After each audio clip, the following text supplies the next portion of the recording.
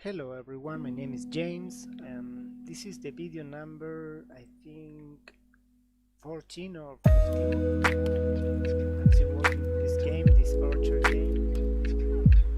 This video I'm going to work on the backgrounds, smooth the effect of the transitions. I don't know, improvise, like always. That's it. I hope you enjoyed the video. Goodbye.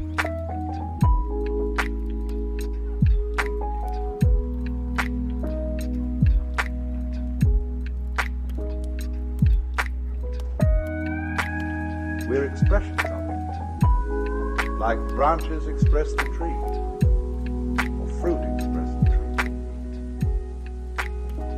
And so you will not find an intelligent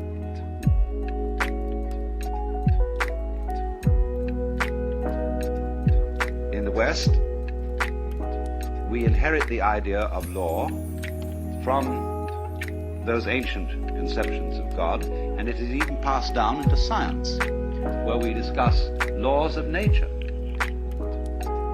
But one recognizes more and more in the sciences that what we call laws of nature are simply observed regularities in the way things behave. And you, in order to observe regularities, you must look at things through something regular. That is to say, you must lay a ruler alongside them, or compare their behavior with the regular behavior of a clock. But clocks and rulers are human inventions. They are regular measures which we use for comparing the rates of change. Say, a clock is a measure of a rate of change. It's quite arbitrary. But we very easily compare our regulation measuring devices with what makes things happen, as if the sun rises because it's 6 in the morning. And that's being completely backwards in one's thinking. And we get into the same confusion when we imagine, for example, that money is wealth. Here we have fantastic wealth, and we have the technological possibility of making everybody on earth the enjoyer of an independent income. We can't do it because people say, where's the money going to come from? Because they think money makes prosperity. It's the other way around. It's physical prosperity which has money as a way of measuring it. But people think money has to come from somewhere, like hydroelectric power or lumber or iron, and it doesn't. Money is something we invent, like inches. So you remember the Great Depression? When there was a slump? What did we have a slump of? Money. There was no less wealth, no less energy, no less raw materials than there were before, but it's like you came to work on building a house one day, and they said, sorry, you can't build this house today, no inches. What do you mean, no inches? Just inches. We don't mean we got inches of lumber. Yes, we've got inches of metal. We've even got tape measures. But there's a slump in inches as such, you see? And people are that crazy. They can have a depression because they've got no inches to go around, or no dollars. That's all a lot of nonsense. But you see, because we get thinking backwards, making the metaphysical tail wag the dog, making the law rule things, whereas it doesn't. It's merely a way of measuring what happens. And so you see, when you get into Buddhistic thought, you don't get that confusion. You're the other way around. So you're looking at a system where, to go back to the Buddha's words, this arises, that becomes, which is a way of saying you can't have this without that. You can't have here without there. You wouldn't know where here was unless you knew where there was. And they come into being together. You don't get first here and then there, or first there and then here. These arise interdependently. That's the meaning of interdependent origination. And to grasp the idea of interdependent origination is as important as the idea about seeing how things are related by space and intervals. And seeing, therefore, that you tend to look at life from a myopic point of view, and see details, see the trees and not the forest, see yourself as something loosely related to everything else that's going on, and not integral to it. You see the figure, but ignore the background. But the figure and the background arise mutually. They are to each other as this is to that. And so, we really have to rid our brains of the notion of causality.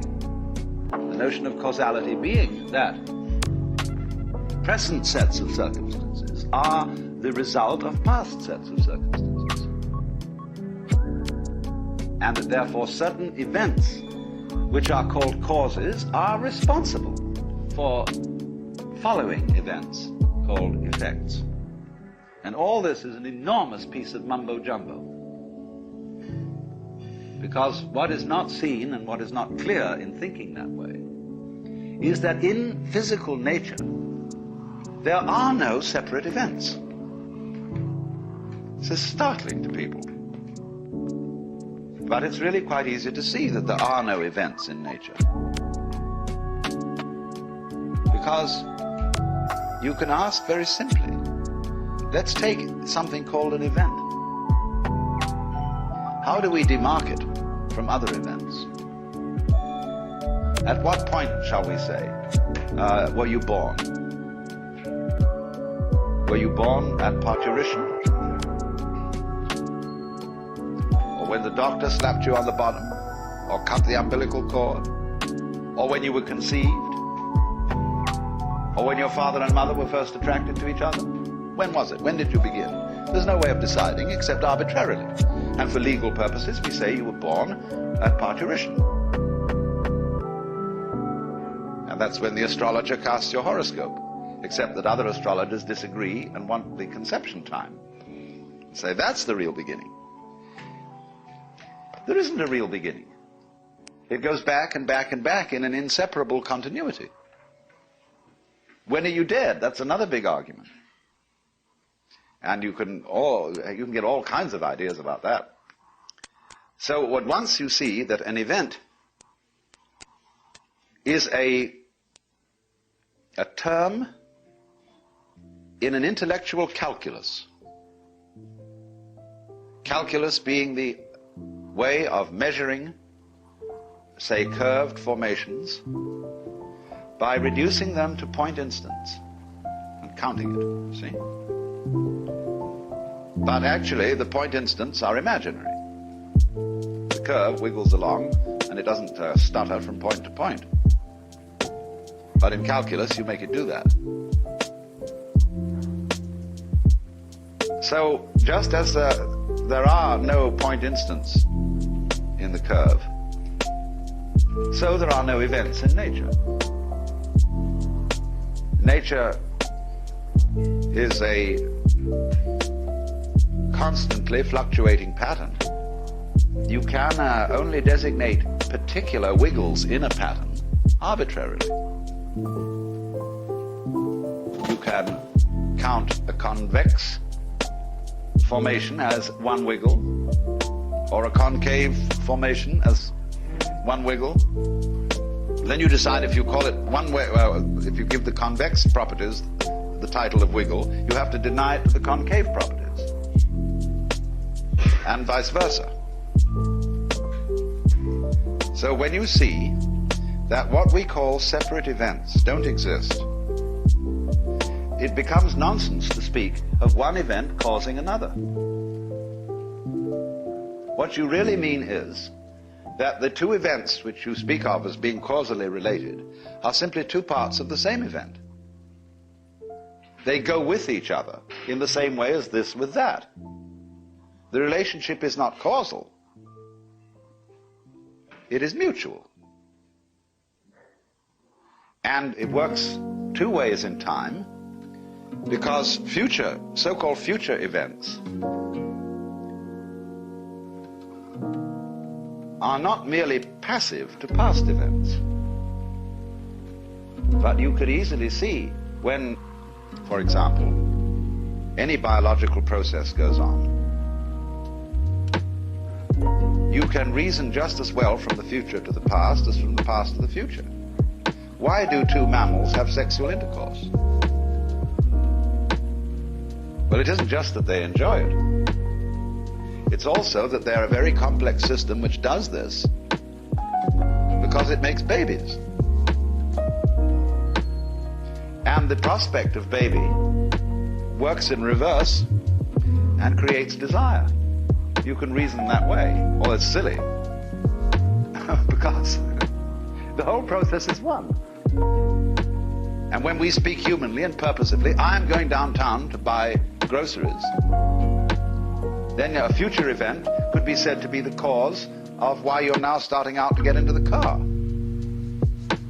buying groceries.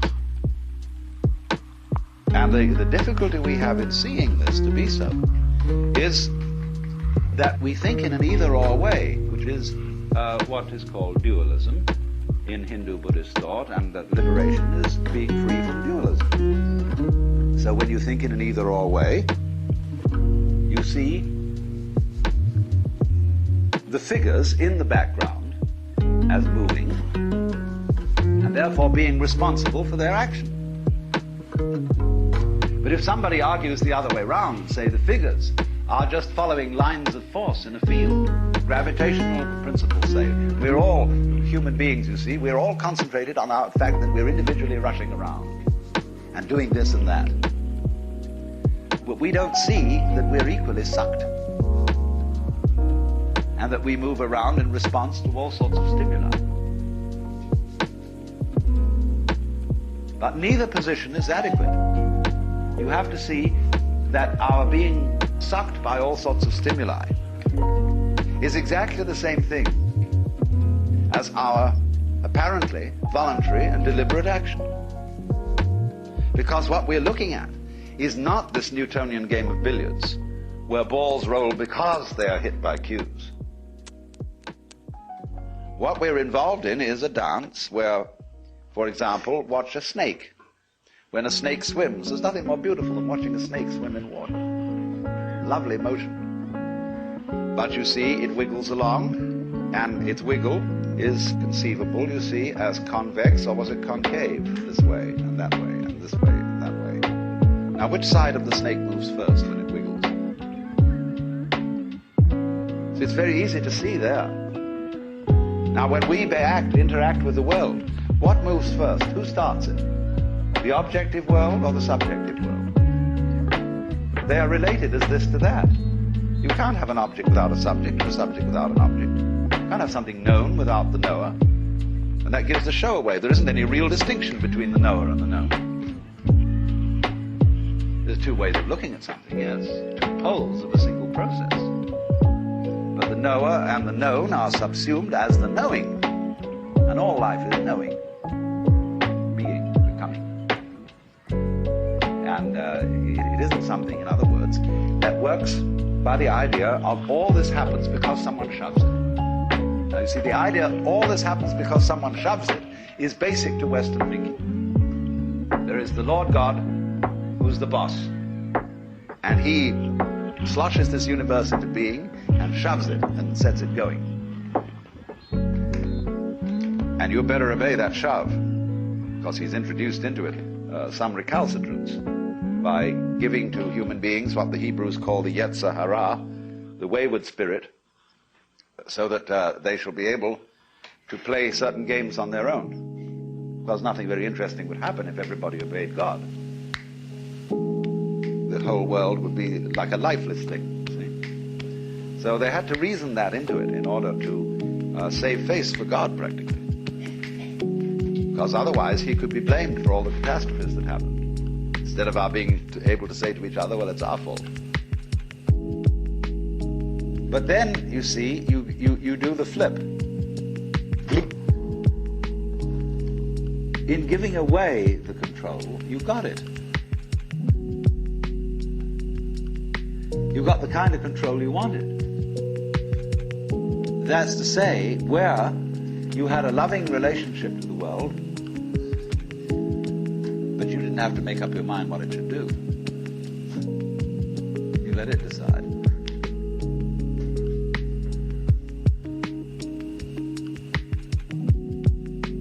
Now, do you see that's how your bodies work?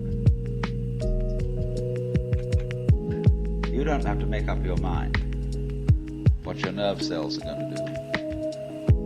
You've delegated all that authority.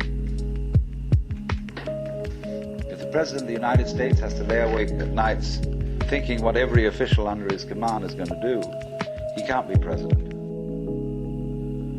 He's got to make an act of trust in all those subordinates to be responsible and carry on their things in just the same way as you make an act of trust to all your subordinate organs to carry on their functions without you having to tell them what to do. And this is the secret of what we will call organic power as distinct from political power. Lao Tzu puts it in this way: the great Tao flows everywhere, both to the left and to the right. It loves and nourishes all things, but does not lord it over them. And when merits are accomplished, it lays no claim to them. The more, therefore, you relinquish power, trust others, the more powerful you become. But in such a way that instead of having to lie awake nights controlling everything, you do it beautifully by trusting the job to everyone else. They carry it on. So you can go to sleep at night, trust your nervous system to wake you up in the morning. You can even tell it, I want to wake up at 6 o'clock, and it'll wake you up just like an alarm clock. This seems a sort of paradox to say this, but the principle of unity, of coming to a sense of oneness with the whole of the rest of the universe, is not to try to obtain power over the rest of the universe. That will only disturb it and antagonize it and make it seem less one with you than ever. The way to become one with the universe is to trust it as another, as you would another, and say, let's see what you're going to do. But in doing that, you see, in saying that to everything else that you have been taught to think is not you, you are also saying it to yourself.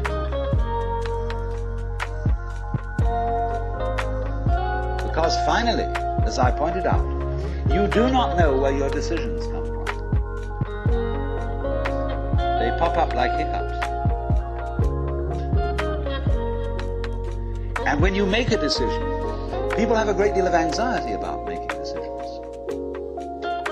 There's this guy farmer, who ordered a help man to come in. And found he was an extraordinarily efficient worker. Because the first day he put him on sawing logs. And he sawed more logs than anybody had ever sawed. It was fantastic. But it was all done in one day. So the next day he put him on to mending fences. And there were all kinds of broken fences around the farm. In one day he had the whole thing done. So he thought, what am I going to do with this guy? So he took him down into a basement and said, look, here are all the potatoes that have come in from this harvest. And I want you to sort them into 3 groups. Those that we sell, those that we use for seeding, and those that we throw away. So he left him at that. At the end of the day, the laborer came back and said, well, that's enough, mister. I quit. Oh, he said, you can't quit. I've never had such an excellent worker. I'll raise your salary. I'll do anything to keep you around here. I said, no. It's all right mending fences and chopping wood, but this potato business is decision after decision after decision after decision.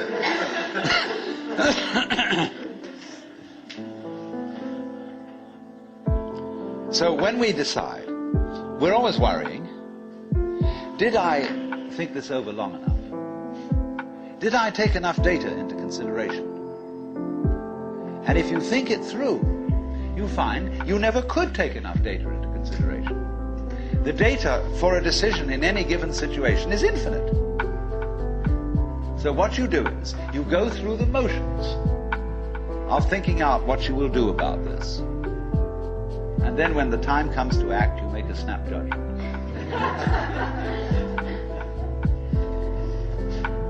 I mean, I'm speaking a little extremely, making some fun of it and so on, because after all, we do occasionally get the vague outlines of things and make a right decision on rational grounds. But we fortunately forget the variables that could have interfered with this coming out right. It's amazing how often it works. But warriors are people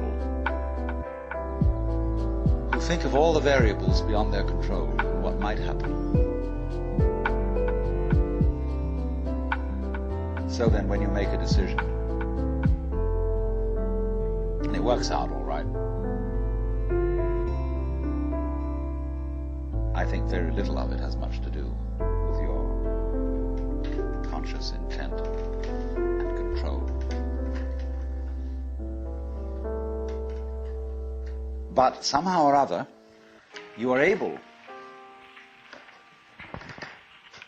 to decide and control things more harmoniously if you delegate authority. That's why very great businessmen are those who can delegate authority. Trust others to work for them. Because those are people developing businesses on the same basic structure that is fundamental to a living organism. Delegation of authority. It loves and nourishes all things, but does not lord it over them. And you see, then, what is happening is this. The more you let go of it and trust it, as if it were quite other than you.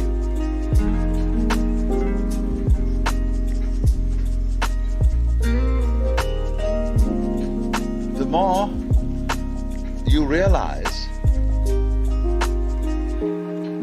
the inseparable identity of self and other.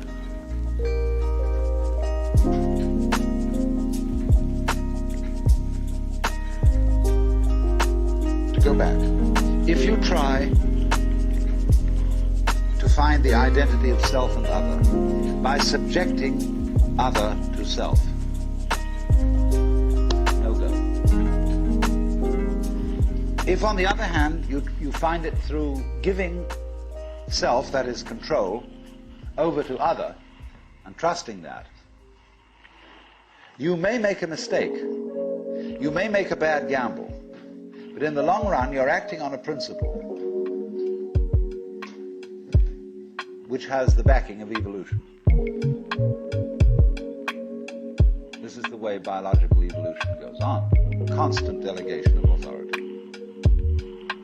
That's why obviously the democracy is superior to the monarchy. Mr. Tocqueville who said that democracy is always right, but for the wrong reasons. Because there is operating in a democracy the principle that Buckminster Fuller calls synergy. And synergy is the intelligence of a highly complex system, the nature of which is always unknown to the individual members. Because that goes back again to this point, that we're always entering a new environment. We don't ever know fully what the new environment is, because the only environments we know are the past ones. There is always then operating in the development of cellular life on any level a new way of organization, higher than any existing form. And we are not aware of it until after it's happened. If you ever saw, for example, the film Kon-Tiki, this man figured out a few things as to how to make a balsa wood raft to sail from South America to the Pacific Islands. But once he had set this in motion, he discovered that all sorts of unexpected factors cooperated. That when the wood got wet, it expanded so that the ties bit into it and held it completely secure. He'd never expected that. And he found that as he sailed along, a flying fish would simply alight flat on the deck every morning for breakfast. That all kinds of natural factors, it was just, he'd touched a key where he was flowing with the course of nature, and everything cooperated with it. Because he had touched the key, he had made the act of faith. And he was just picking up, in other words, a practice which had been hundreds and hundreds of years ago, had been followed by others who had worked it out by their great ecological awareness.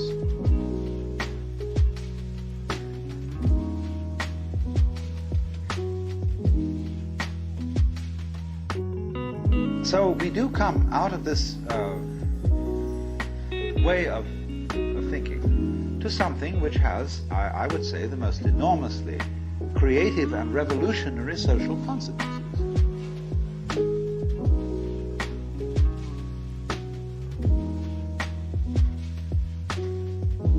That it has become not virtuous,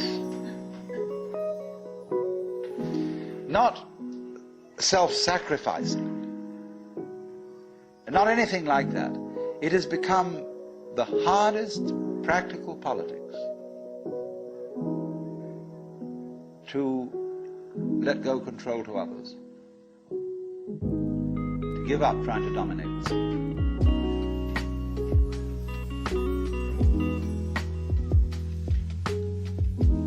Also, in a parallel way, it has become at this time in our history very much hard practical politics.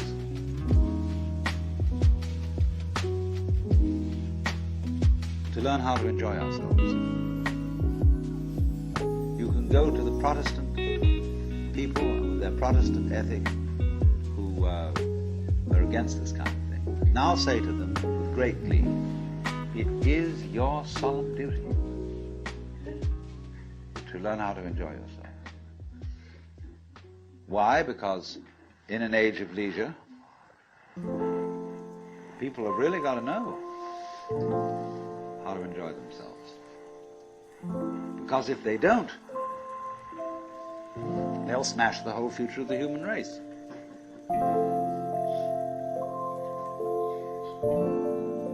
So a utopia has become not some sort of a dream, but an urgent necessity. We can't do without it. Because if we try to do without it, what's going to happen is that we are going to terminate our race in a mutual massacre of scapegoats.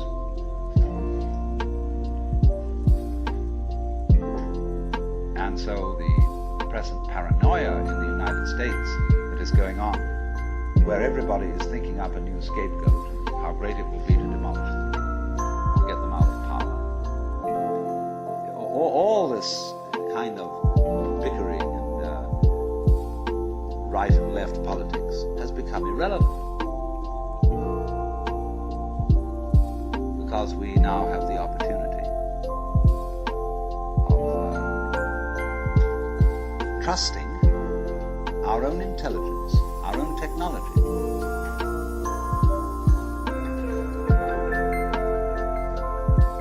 To take the risk of doing what we want, which will work to the extent that we realize that what I want, basically, what I really want is what you want. And I don't know what you want. It surprised me.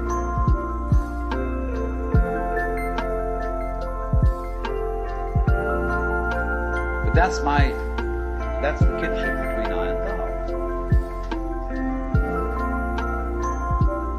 So when I ask, I go right down to the question. Should we start with, what do I want? The answer is, I don't know. When Bodhidharma was asked, who are you? Which is another form of the same question.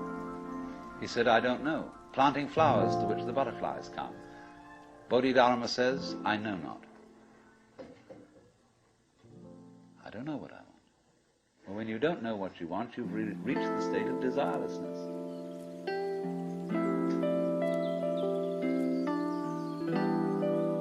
When you really don't know,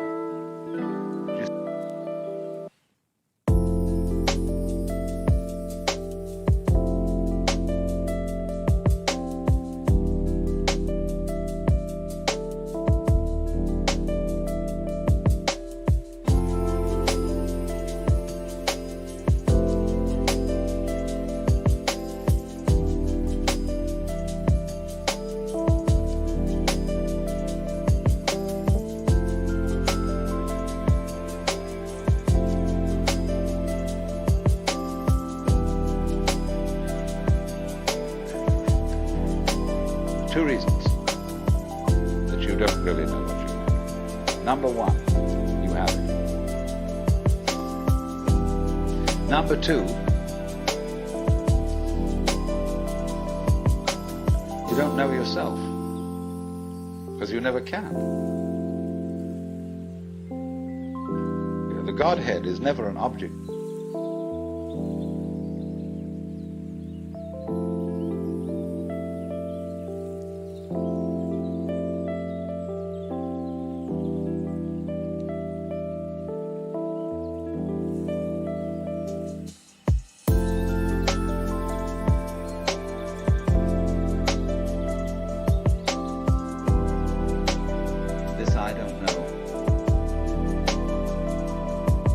Same thing as I love, I let go, I don't try to force or control. It's the same thing as humility.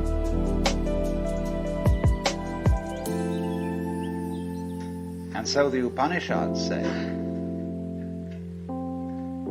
if you think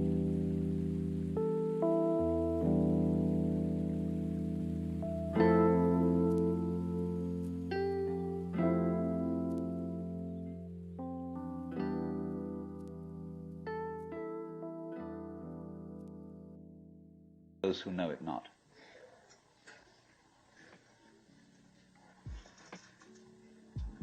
And the principle is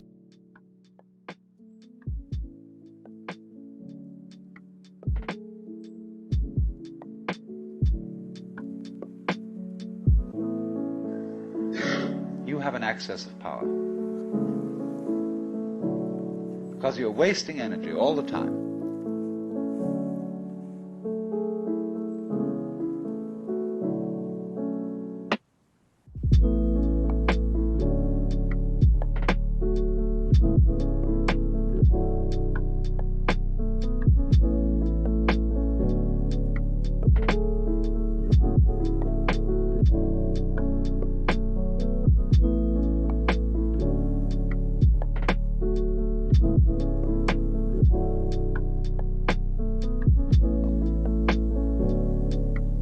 So then, the principle is, the more you give it away, the more...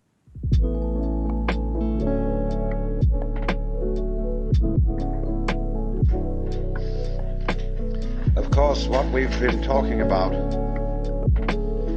is not so much a set of ideas as an experience, or shall we say experiencing. And this kind of seminar, in comparison with encounter groups or workshops of various kinds, or experiments in sensory awareness, is now being called a conceptual seminar. Although I'm not talking about concepts.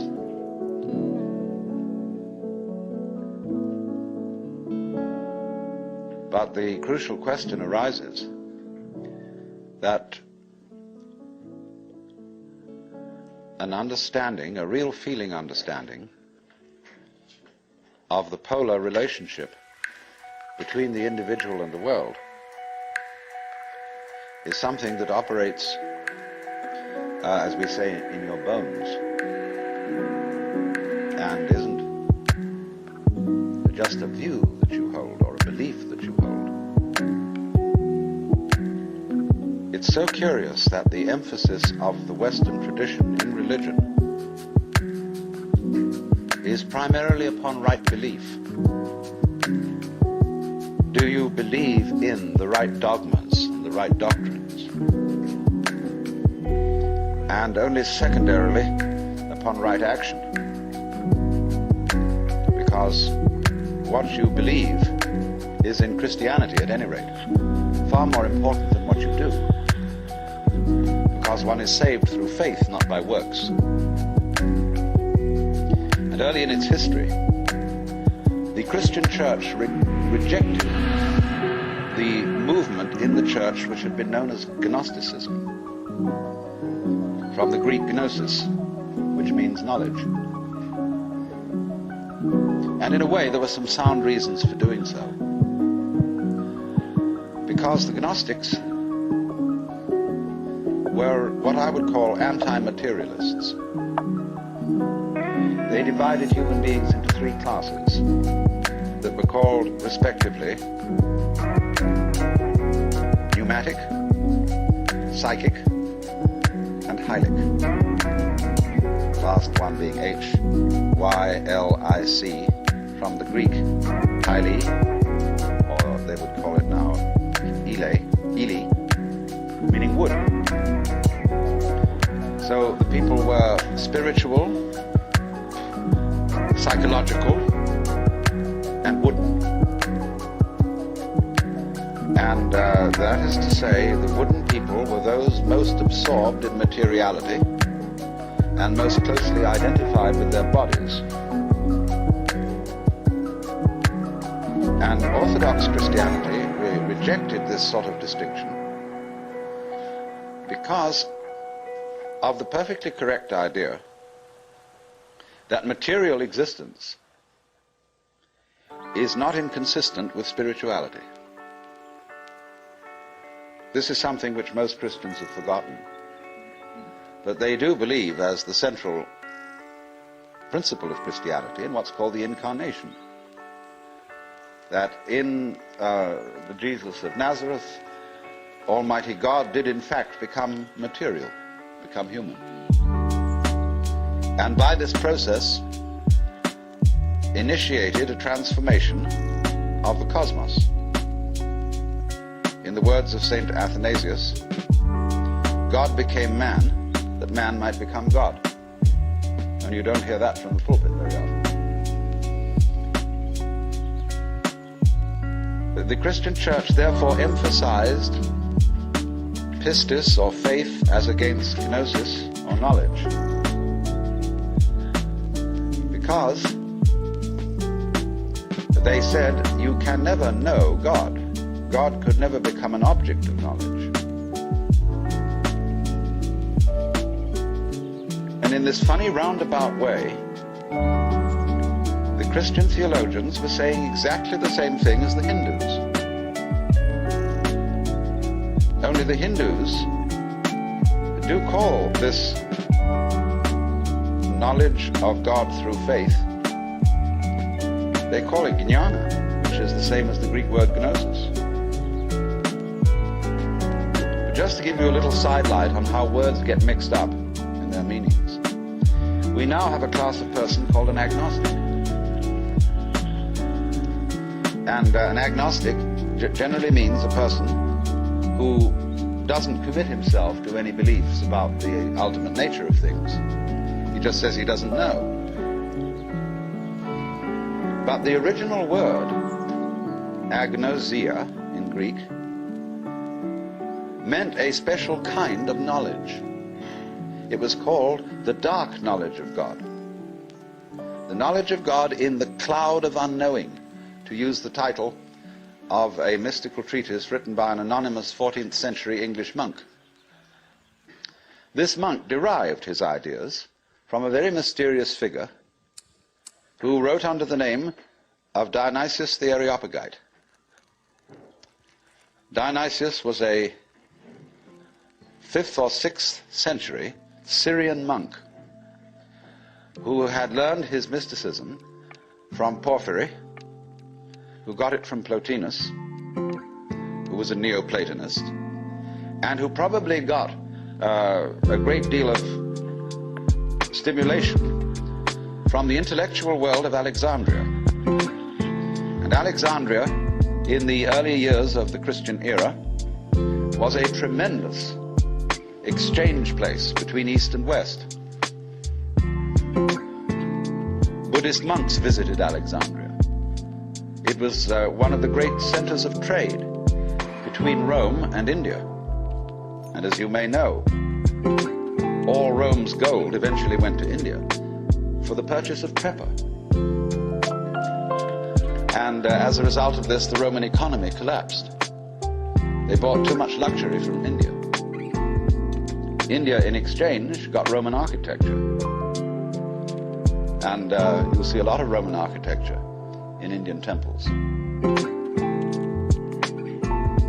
But Alexandria was the great center for the Gnostics and for Christian theology. And some of the greatest theologians, Clement, Origen, Athanasius, Saint Cyril, all worked out of Alexandria. But now going back to this strange monk Dionysius, it was he who first put around the idea in Christian circles that there was such a thing of the knowledge as the knowledge of God by faith, by agnosia, really, by unknowing. And he, in a book which he wrote, a very short book called the Theologia Mystica, he wrote a treatise on the higher knowledge of God, which might be quoted directly from the Upanishads in certain parts of it. The last section of it reads like the Mandukya Upanishad, because it's a series of negations. It says what God is not. And he goes very far, because he says that God is not one. He says our idea of unity falls far short of what God is. So does our idea of Trinity. So does our idea of spirit, our idea of mind, of justice, of love. All these things are not really God. And he says in another place, if anybody, having seen God, understood what he had seen, what he would have seen would not have been God, but some creature of God, less than God, some sort of angel or something like that. It's perfectly amazing to consider the influence that this man had. For writing under the name of Dionysius the Areopagite, he became identified, you see, with St. Paul's first convert in Athens. And legend has it that he was the first bishop of Athens and was martyred in Gaul, where he's known as St. Denis. But St. Thomas Aquinas looked upon the writings of Dionysius the Areopagite as having the highest authority. And you could, if all the texts of Dionysius's work had been lost, you could restore most of it from quotations in St. Thomas. He wrote really two very important books. One was the one I said, the Theologia Mystica. The other was called the Divine Names. And these two books presented the two phases of his theology. The book called the Divine Names was a discussion on the nature of God in terms of what God is like, by analogy. And this kind of knowledge of God he called kataphatic, from the Greek pheme, to speak or say, kata, meaning to say according to, that is to say, to speak by analogy. Where he used, though, entirely negative language about God, this sort of discourse was called apophatic. And the word apo meaning away from, to talk away from. Just as a sculptor, when he makes an image, reveals the image by removing stone. And so Dionysius explained that one attains the knowledge of God by discarding concepts,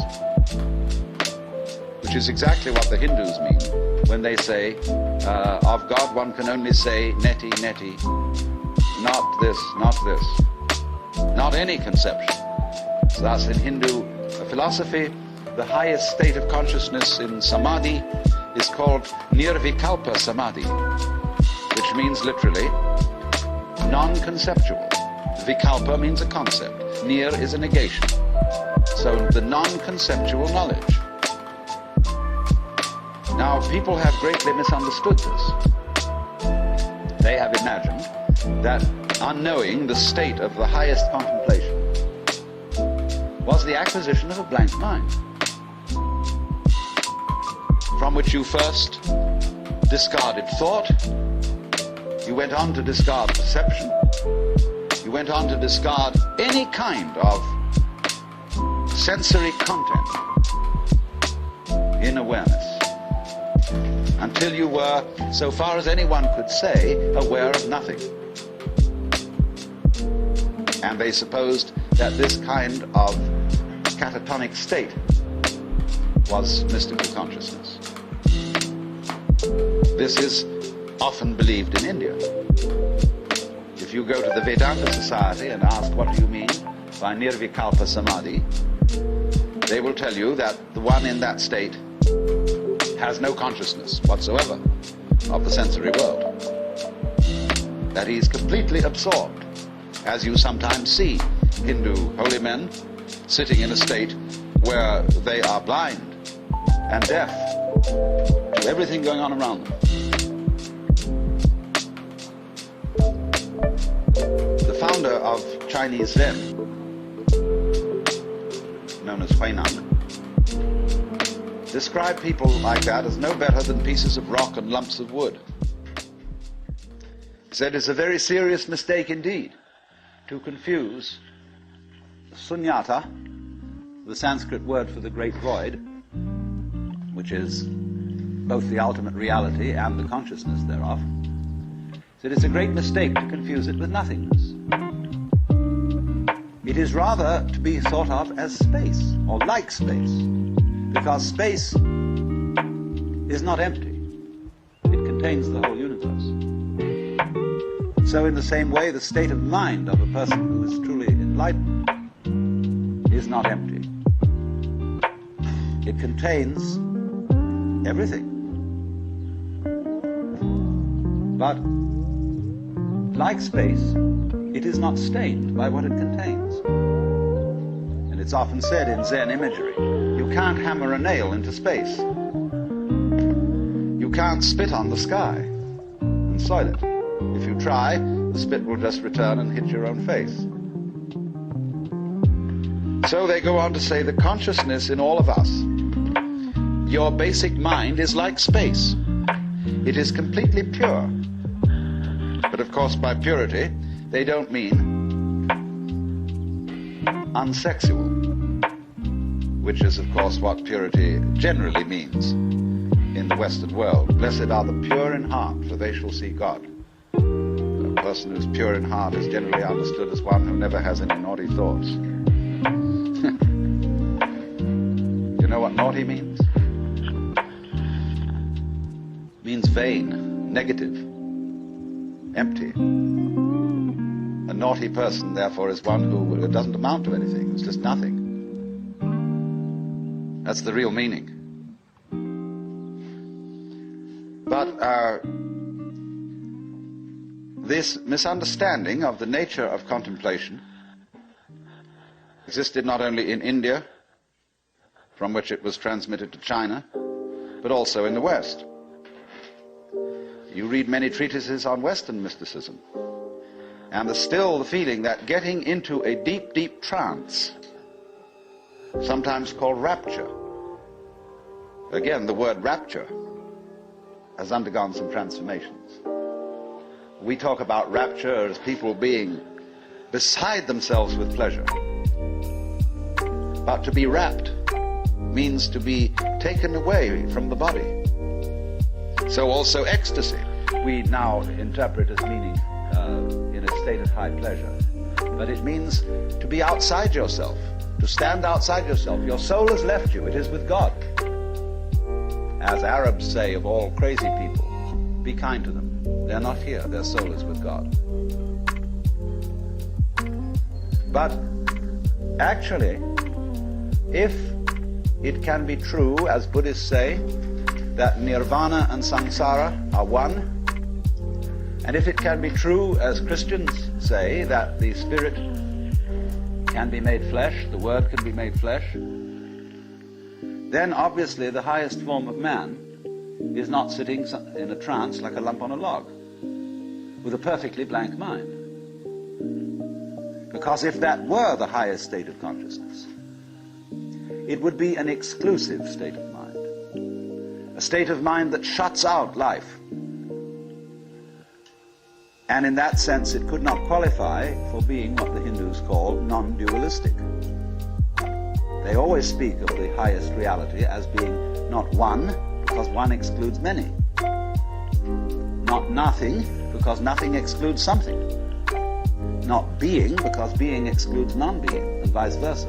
And so they use this word non-dual to mean that which doesn't exclude anything, which, as it were, has no outside. As we say, space has no outside. You can only have outsides inside space. You can't have any outsides outside space. There is no outside space, even though space may be curved, finite.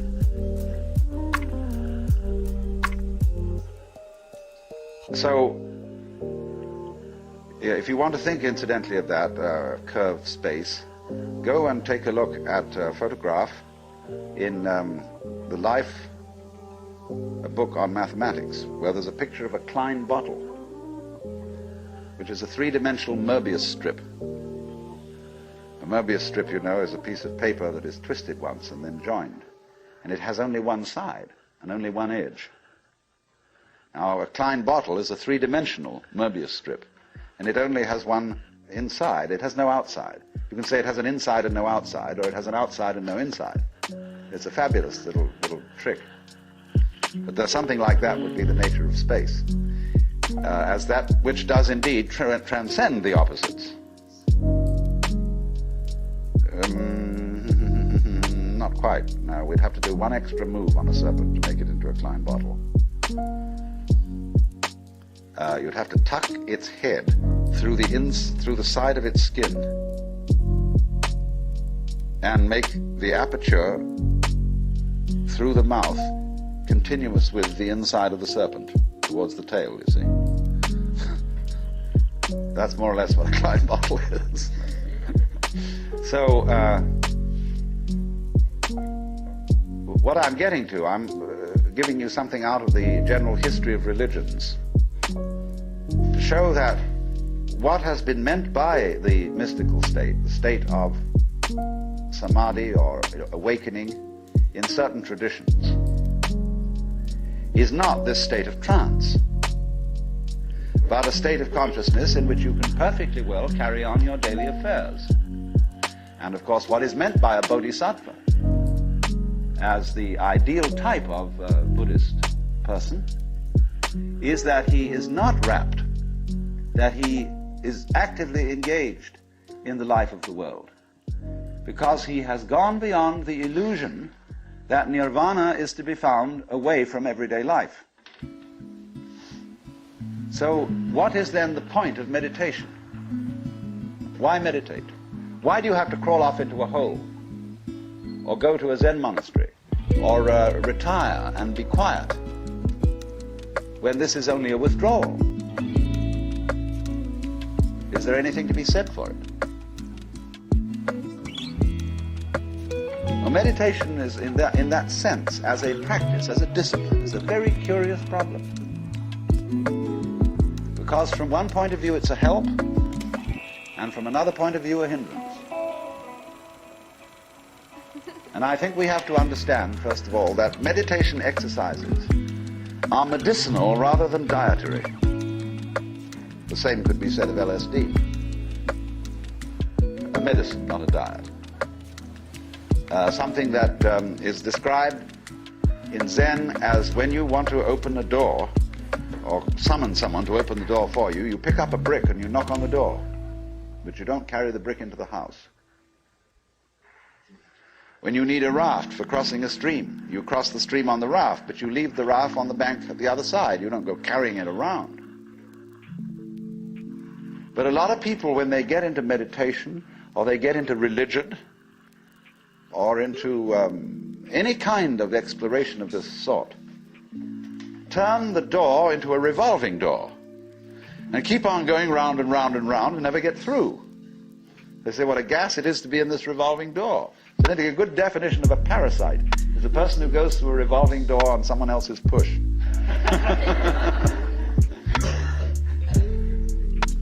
So there are all sorts of people in the religious racket who are going through revolving doors. And they're very bitter about people who walk right through and leave the door behind, because they say, well, you haven't paid enough respect. You must really understand religious one-upmanship. It's a tremendously important thing. And don't be caught out by this, because what happens is there's a little game going on, which I'm going to initiate you into. And it's played in Zen, which is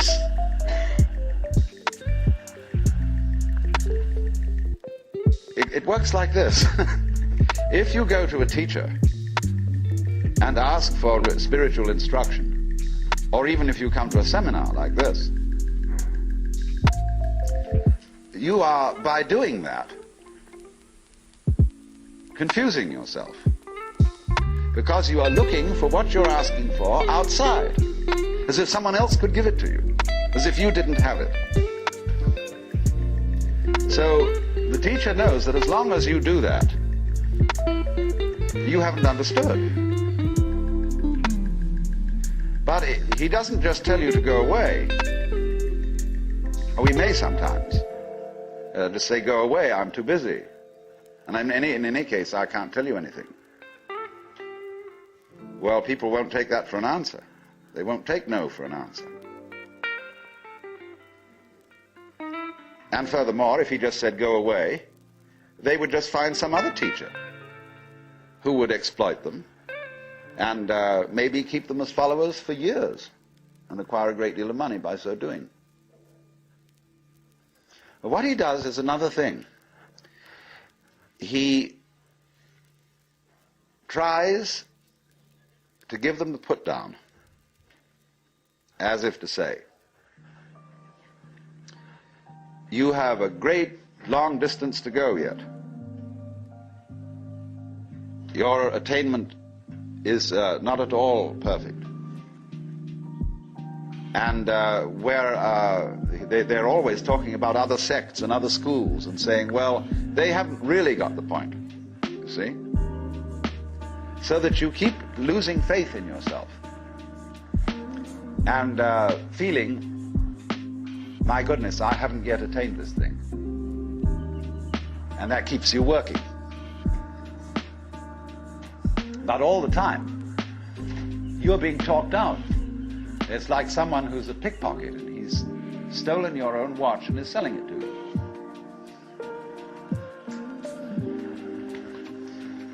But just so long as you can be talked out of yourself, you deserve to be.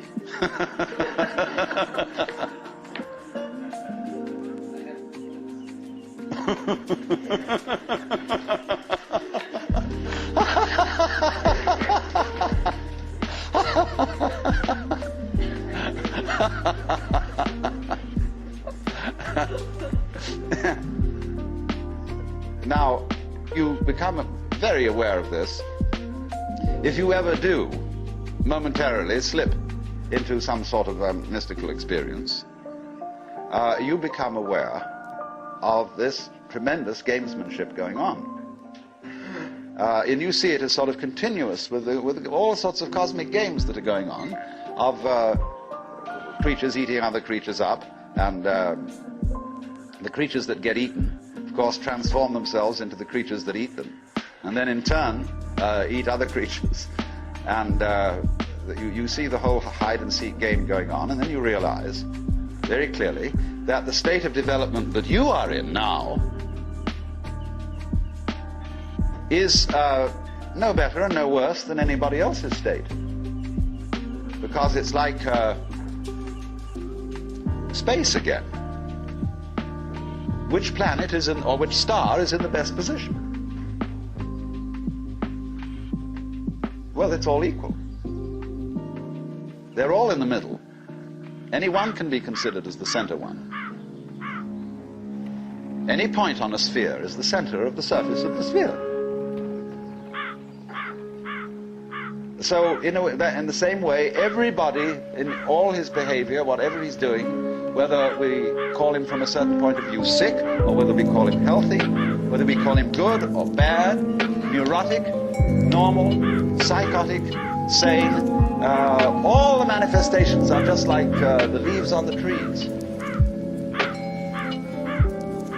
And in each being in a unique way is, as Christians would say, manifesting the will of God.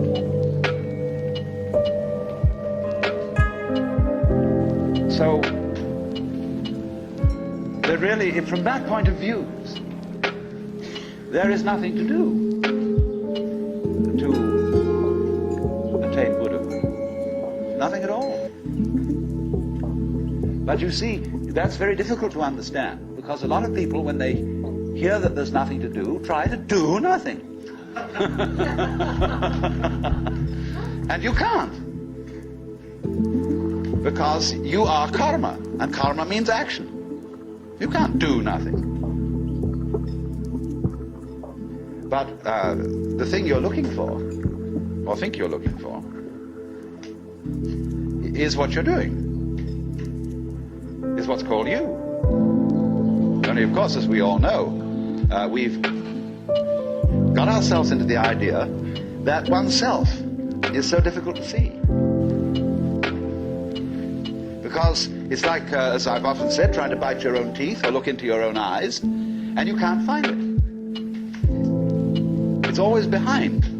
It's like your head is, from the optical point of view, a blank space. Neither light nor dark. It's right in the middle of everything. And so, one of the great tricks of gurus is to set people looking for their heads.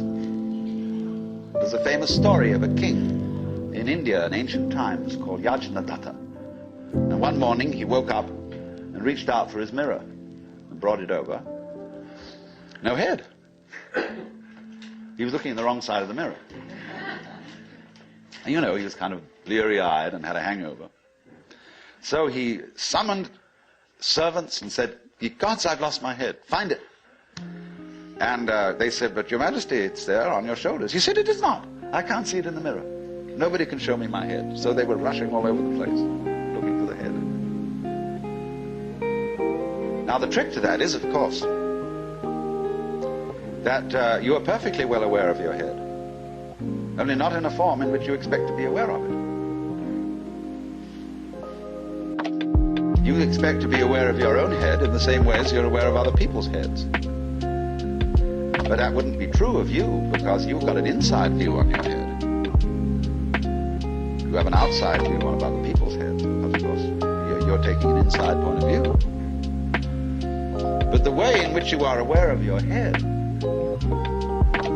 is in terms of what you are seeing and hearing. Because all sights and all sounds are what the nerves inside your head are doing.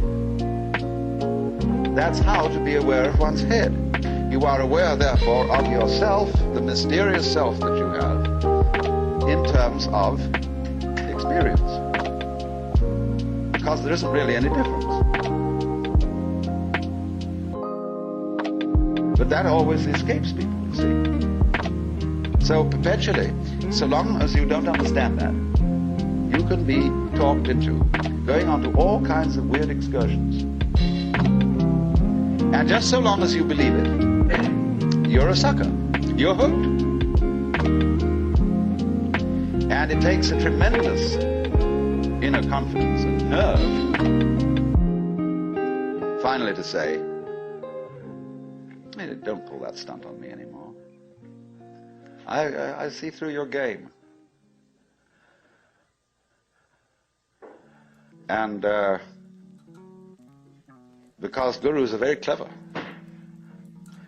at putting you down, but they're just trying to see how strong you are, testing you out, see if they can hoodwink you. So long as they can, you see, they're going to go on doing it. because they've got to get you to the point where they can't do it to you anymore. Then they're a graduate. And so, one of Rinzai's students, after he saw through it, said, well, there wasn't much in Rinzai's Buddhism after all. Of course there wasn't. He said boldly and straight out, my teaching is just like using an empty fist to deceive a child. You know, when you play games with a child and pretend you've got something here, the child goes into all kinds of tizzy to get you to open your hand and show what it is, and then there's nothing. Fooled. So you can be fooled. As long as you can be fooled. When you can't be fooled, you don't ask the question anymore. Because it's all become clear. It's all become clear that there is no puzzle about this universe. What makes you think there are puzzles about this universe? Very simple reason. You're trying to explain it. And when you explain things, what do you mean by explanation? There are several meanings of explanation. There's really one basic meaning. But first of all, to be able to translate what is happening into terms of words or numbers. In other words, to describe. But a real explanation is not just a description. It's a description which enables us to control what we are describing. But didn't we see in the last session that to control the world is not really what we want to do?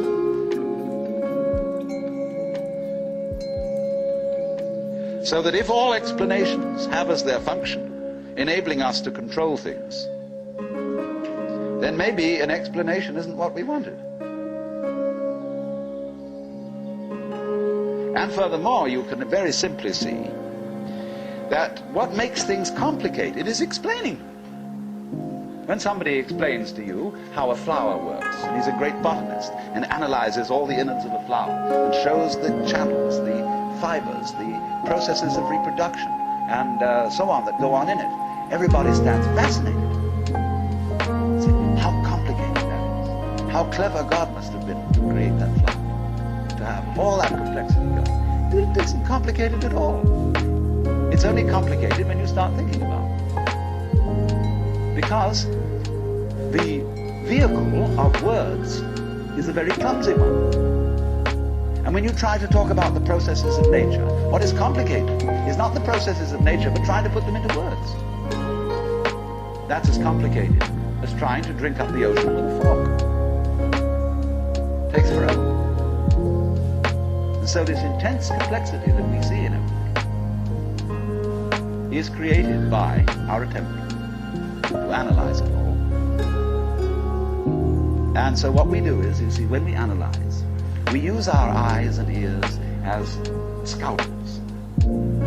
We dissect everything. And we have to put a label on every piece we chop off. So we scalpelize and we get it right down to atoms. Getting finer and finer, and we suddenly thought, well, we've got to the end of it, because the word atom means what is not cuttable. Atomos. But then we found we could cut the atom. And lo and behold, big fleas had little fleas upon their backs to bite them. And it goes on forever. There is no end to the minuteness which you can unveil through physical investigation. For the simple reason that the investigation itself is what is chopping things into pieces. And the sharper you can sharpen your knife, the finer you can cut it. And the knife of the intellect is very sharp indeed. And the sophisticated instruments that we can now make, there's probably no limit to it. But in a way, all that is vain knowledge. In a way. Because you see, what it does is it gives you the illusion that you've solved your problems. When you have controlled certain things and you have solved certain problems, practical problems. You say, fine, more of that please. Let's go on solving problems. And then you do. You create a world of people, as we are today, far more comfortable than people who lived in the 19th century. Just remember the troubles of going to a dentist when you were children. Some of you when you were children. Of medicine. Of badly heated homes. Of all sorts of things that we don't put up with anymore. But the problem is we keep running into this thing that all constant stimulations of consciousness become unconscious. And when we take it as a matter of course to have certain comforts, then we switch the level on which we worry. When you solve a whole set of problems, people find new ones to worry about. And after a while, you begin to get that, haven't we been here before? Aren't we just going round on a cycle and doing the same old thing over and over and over again because we don't realize that we're chasing our own tails?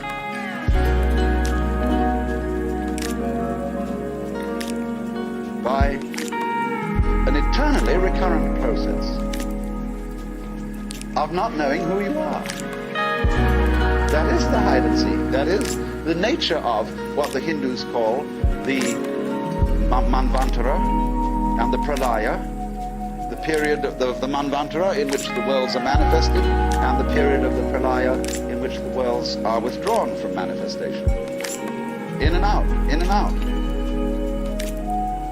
Evermore came out by the same door as in I went. The thing is to get to the point where you can see that you are doing that in every moment of your existence, with every tiny little atom of your body. You now, at this minute, you see, are the whole system of inning and outing.